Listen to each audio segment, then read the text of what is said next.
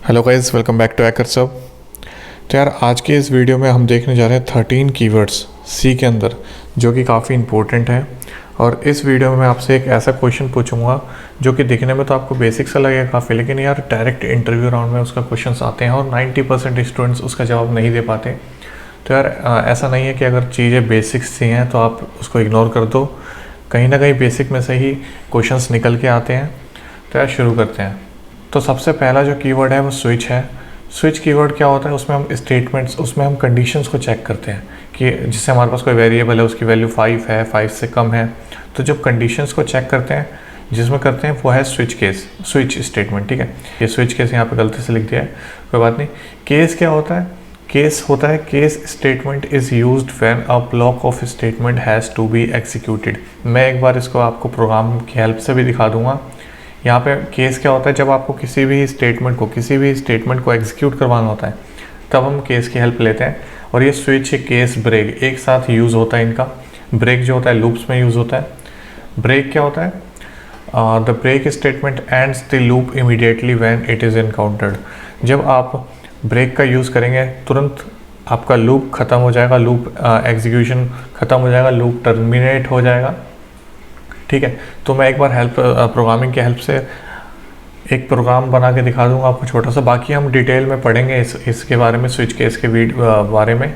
ठीक है, अब देखो डेटा टाइप्स के अंदर कितने टाइप्स के कीवर्ड होते हैं वो सब इसमें मैंने कवर करे हैं। कैर मतलब करेक्टर, जैसे A B C D, single, जितने भी सिंगल करेक्टर है 1 2 3 को भी वो करेक्टर की तरह ट्रीट कर सकता है। ठीक है, कॉन्स्ट, ये भी एक टाइप का वेरिएबल होता है जिसकी वैल्यू को आप अपने प्रोग्राम में चेंज ना करना चाहते हैं तो आप उसको कॉन्स्ट की तरह डिक्लेयर करते हैं। मैं एक बार प्रोग्रामिंग की हेल्प से दिखाऊंगा। ठीक है, सॉरी यहाँ पे कैर दोबारा आ गया। एक होता है डबल फ्लोट, इनका दोनों का आपस में बहुत तगड़ा लेना देना है। तो वो क्या है वो भी मैं आपको लैंग्वेज की हेल्प से दिखा दूंगा, प्रोग्राम बना के दिखा दूंगा। जो डबल होता है वो मोर प्रिसाइज होता है फ्लोट से, और फ्लोट्स में जो होते हैं 7 डिजिट्स तक ही डेसिमल्स वैल्यू आती हैं, डबल में 15 तक आती हैं। तो यार एक प्रोग्राम बना के दिखा दूंगा, ज़्यादा इसमें कुछ है नहीं समझने वाली बात। इंटीजर भी एक टाइप होता है, डेटा टाइप होता है जिसमें हम इंटीजर टाइप्स की वैल्यू को स्टोर करते हैं 1 2 3 4। ठीक है, अब देखो ये shorts, long, signed and unsigned, ये कुछ ऐसे कीवर्ड्स होते हैं जो कि किसी और डेटा टाइप्स में लग के एक नए टाइप का डेटा टाइप बना देते हैं। समझ आया होगा उम्मीद है। इंटीजर जो है एक अलग टाइप का डेटा टाइप है। अगर मैंने इंटीजर के आगे शॉर्ट लगा दिया, लॉन्ग लगा दिया, साइंड लगा दिया, अनसाइंड लगा दिया तो वो एक अलग टाइप का डेटा टाइप बन जाएगा। वैसे ही मैं कैर के साथ कर सकता हूँ, फ्लोट के साथ कर सकता हूँ, डबल के साथ कर सकता हूँ। ठीक है, तो keywords are type modifiers that alter the meaning of a base data type. Base data type मतलब इंट हो गया, फ्लोट हो गया, डबल हो गया। ठीक है, इस टाइप के डेटा टाइप्स के आगे अगर आप ऐसे कीवर्ड्स लगा देंगे तो फिर वो एक नए टाइप का डेटा टाइप्स को जनरेट करते हैं। तो अब हम चलते हैं अपने प्रोग्राम में और मैं एक और चीज़ दिखा देता हूँ। मैं रेंजेस दिखा देता हूँ शॉर्ट, लॉन्ग, साइंड और अनसाइंड की।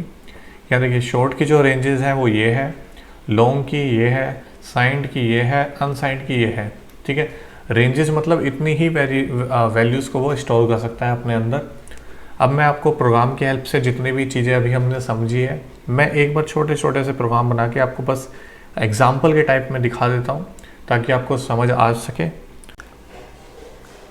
तो सबसे पहले हमने स्विच के बारे में देखा था और मैंने बताया था स्विच में आप कंडीशंस को चेक कर सकते हैं। तो स्विच का यूज़ किस तरह से होता है मैं बता देता हूँ। आपको लिखना है स्विच, और ये देखिए यहाँ पे डिफ़ॉल्ट में एक सिंटेक्स मेरे पास अपने आप आ गया है जिसमें यहाँ देखो स्विच के अंदर एक्सप्रेशन मतलब कंडीशंस।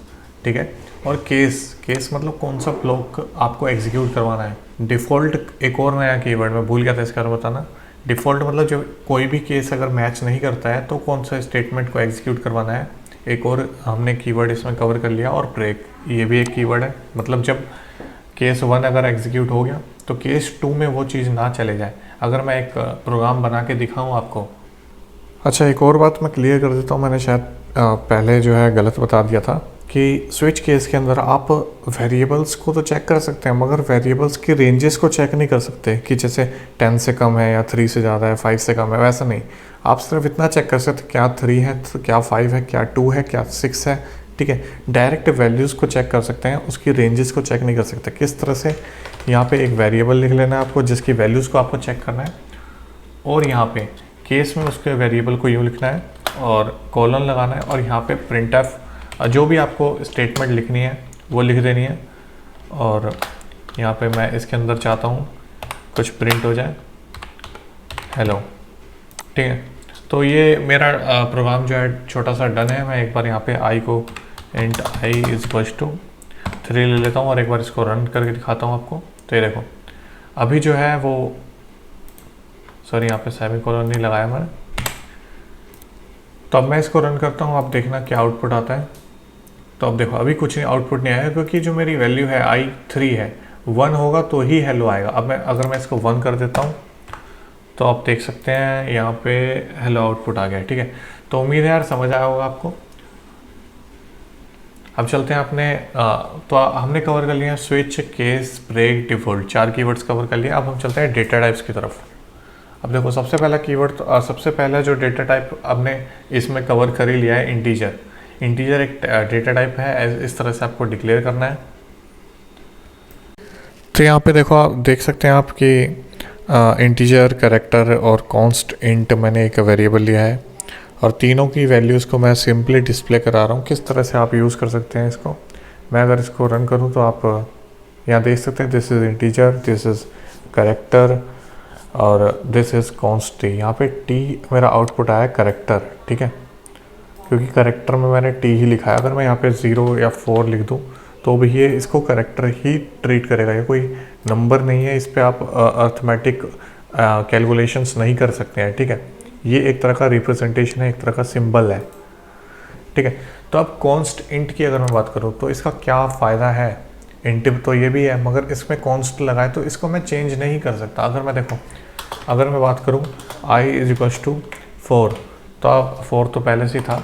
अगर मैं 8 लिखूँ तो आप देखना आई की वैल्यू मेरी 8 आ जाएगी। देखो 8 आ गई है यहाँ पे।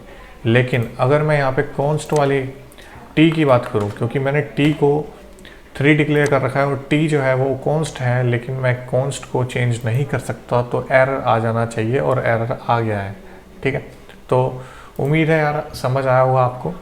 अब हम चलते हैं शॉर्ट, लॉन्ग, साइंड और अनसाइंड में मैंने क्या डिफरेंस बताया था। तो इसी चीज़ को मैं यहाँ पे कट कर देता हूँ और मैं इंटीजर आई के साथ ही छेड़छाड़ करता हूँ। अगर मैं यहाँ पे शॉर्ट इंट में ले लिया मैंने 4, ठीक है, अब मैं एक बार इसको रन करके दिखाता हूँ। तो यहाँ पर एरर आया है, क्योंकि अच्छा ये आई प्रिंट कराना है ना मेरे को।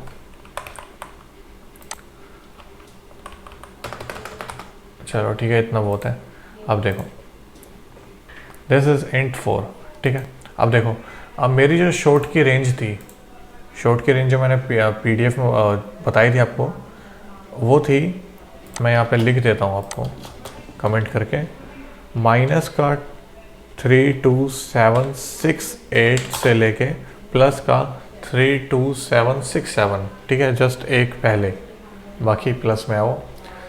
तो अगर मैं उससे कोई बड़ी वैल्यू दे दूं, जैसे 32767, ये तो मेरी रेंज थी, तो ये यहाँ तक तो आउटपुट दिखा देगा। देखो 32676 आउटपुट आ गया है। लेकिन जैसे ही मैं अगर 8 लिख दूं, ठीक है, एक ही नंबर का फ़र्क पड़ा, तो आउटपुट देखना क्या आता है, माइनस का चले गए। ठीक है, तो ये बता रहा है मुझे कि भाई इसकी रेंज जो है स्टार्टिंग की कहाँ से है। तो इस तरह से मतलब गलत आउटपुट आ रहा है आपका। ठीक है, तो यही इसका फ़र्क है, जो रेंज डिसाइडेड है आपको उनके अंदर ही अगर आपका प्रोग्राम में कोई वेरिएबल उसी रेंज के साथ खेलेगा तो आप इस टाइप के यूज़ कर सकते हैं। इससे मेमोरी में बहुत फ़र्क पड़ता है। ठीक है, कम एलोकेट होती है स्पेस। तो यार जैसा कि मैंने आपको बोला था वीडियो के स्टार्टिंग में कि मैं एक ऐसा क्वेश्चन पूछूंगा जो कि कई बार इंटरव्यू में पूछ लेता है। तो वो क्वेश्चन क्या है, तो अगर आपने ध्यान दिया होगा जब मैं पीपीटी बनाया थी, मैं एक बार दिखा देता हूँ आपको। तो यहाँ आप देख सकते हैं कि जो मेरी पीपीटी है इसमें देखो आप शॉर्ट इंट आपको दिख रहे हैं, इसकी जो रेंज है वो सेम है साइंड इंट की तरह। ठीक है, दोनों की सेम रेंज है, तो हमने दो टाइप्स के जो डेटा टाइप्स है वो डिक्लेयर क्यों करें जब हमारी रेंज सेम है। तो क्वेश्चन यही है कि क्यों हमने शॉर्ट इंट का इस्तेमाल किया, क्यों हमने साइंड इंट का इस्तेमाल किया जब हम एक ही उसको बना सकते थे। ठीक है, मतलब डिफरेंशिएट मैं पूछ रहा हूँ आपसे कि क्या क्या डिफरेंस है इन दोनों में। ठीक है, तो यार इस वीडियो के लिए इतना ही, उम्मीद है आपको समझ आया होगा। तो मिलते हैं अगले कीवर्ड्स की वीडियो में।